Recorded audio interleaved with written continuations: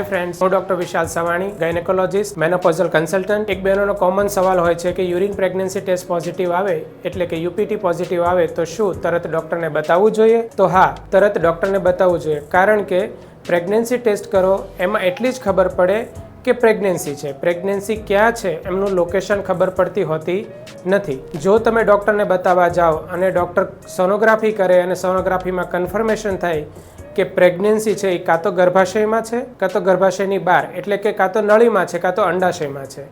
આ કન્ફર્મ કરવું ખૂબ જ જરૂરી હોય છે, કારણ કે જ્યારે પ્રેગ્નન્સી ટેસ્ટમાં ખબર પડે કે યુપીટી પોઝિટિવ છે અને પછી તમે કન્ફર્મેશન કરાવો તો કન્ફર્મેશન થયા પછી એમની સારવાર અલગ અલગ હોય છે. જેમ કે ગર્ભાશયની અંદર હોય તો એમને નોર્મલ પ્રેગ્નન્સી કહેવાય. નોર્મલ પ્રેગ્નન્સી હોય તો એની સારવાર અલગ આવે, અને જો નળીમાં પ્રેગ્નન્સી હોય કે ગર્ભાશય સિવાય કોઈ પણ જગ્યાએ અલગ જગ્યાએ પ્રેગ્નન્સી હોય તો એને એક્ટોપિક પ્રેગ્નન્સી કહેવાય, જેમનું મેનેજમેન્ટ અલગ હોય છે. એટલા માટે જ્યારે બી યુપીટી પ્રેગ્નન્સી ટેસ્ટ પોઝિટિવ આવે એટલે તુરંત તમારા ગાયનેકોલોજિસ્ટને બતાવવું જોઈએ. Thank you.